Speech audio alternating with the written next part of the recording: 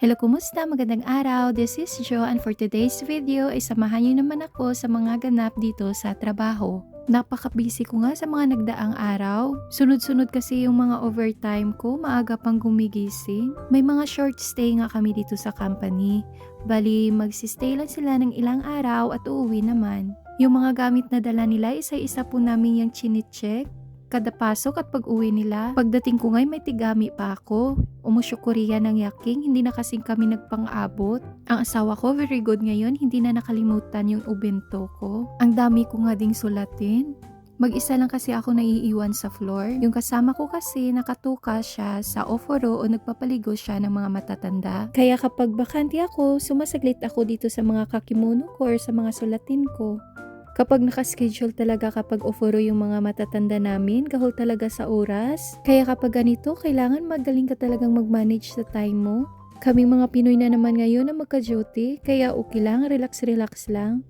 Itong alaga ko, mabuti naman kumain. Nung nakaraang araw, ayaw kumain. Gusto ko nga sana itong puntahan, pero wrong timing na pala yung day off ko. Dito nga lang din ako nagbe-break kung saang may bakante ang hiya or ang room. Dito sa pinagtatrabahoan ko, ay nakaka-relax talaga ang view. Minsan, ang dami hong mga unggoy na bumababa, kaya tuwa-tuwa yung mga alaga ko. Pero kapag summer, meron din dito mga ahas na lumalabas, kaya nakakatakot. At ito talagang pinakagusto ko dito, yung tanaw yung dagat. Maganda ho talaga dito kapag sunset. At sa spring, itong sakura ay napakaganda ho. Pagbalik ko nga galing QK, itong mga madam nahagip ng kamera ko. Kapag ganyang nagwa-warm up, ito na ho ang ending. Ang galing talaga nila, isang take lang ho yan. Pero bandang huli narinig ko 5 minutes na lang daw yung QK nila, hindi pa sila nakakain. Itong isang madam, bakante daw siya sa oforo, kaya nagkikigulo dito sa amin. To the rescue na nga itong mga supportive person ko, kasi yung brain cells ko kumakalat na kung ano-ano nang nasusulat ko. Masama nga ang pakiramdam ng matanda namin, kaya ang dami kong sinulat. Yung grammar ko, naku, nagkabaliktad-baliktad na. Nung bagong dating ako dito, itong sensei ko talaga ang translator ko. Isang chat lang ho yan, daig pa si Google ang translation, ang galing talaga. Kaya ang laking pasalamat ko talaga at nandyan siya. Dinadraft ko nga ho muna bago ko i-transfer dito talaga sa papel. Pero hindi pa din maiwasan, ang dami pa ring erasure, kaya lagyan na lang ng hangko. Laking pasalamat ko nga itong mga kasama ko, hinahayaan na ako magsulat. Kung mga Japanese kasi yung kasama ko, nahihiya akong umupo-upo lang at magsulat. Dali-dali na nga ako nito, tinawagan na ako, mag-umusyukuri na pala. Ang dami ko nga binasa, feeling ko atakihin ako ng asthma. At pagkabakante ko nga, binalikan ko na itong hindi ko pa natatapos na sulatan.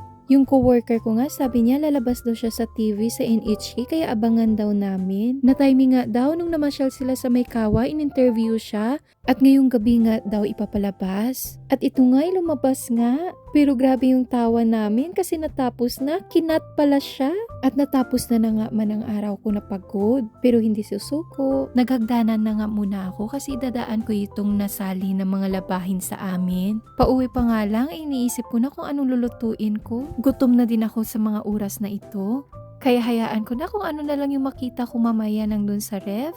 Bukas night shift pa naman ako kaya makakapahinga pa ako sa umaga. Babawi o ako ng tulog. Ang lamig pa rin ho nga dito. Dito nga ako nagparking sa may likuran kaninang umaga kasi puno na yung sa may harapan. Nung dito pa nga kami nagdo-dorm sa company, aakyat lang ho kami ng elevator. Nandun na ako sa bahay. Ngayon kailangan ko na talagang bumiyahi. Pero okay lang, malapit lang din naman yung nilipatan namin. Pagdating ko nga ng bahay, dali-dali na akong nagluto. Gutom na din ako. Mabuti na lang may mga stocks pa pala ditong natira, kaya ito na lang yung ihahain ko. Last time nasarapan kami, kaya nagluto ako ulit. Nakita ko nga din ito sa ref, kaya isisinigang ko na lang. Pero yung mga sinahog ko kung ano-ano na lang. Minsan natatawa na din ako, hindi ko na din alam kung anong tawag sa mga niluluto ko. Ang importante, masarap at nakakain. Nandito na nga yung asawa ko. Timing lang din at patapos na itong niluluto ko. Excited na nga siyang mga nakitong alaga niya. Kaya lagi niyang tinitingnan. Kung pagod, pahinga lang po, wag hong susuko. Salamat sa pagsama.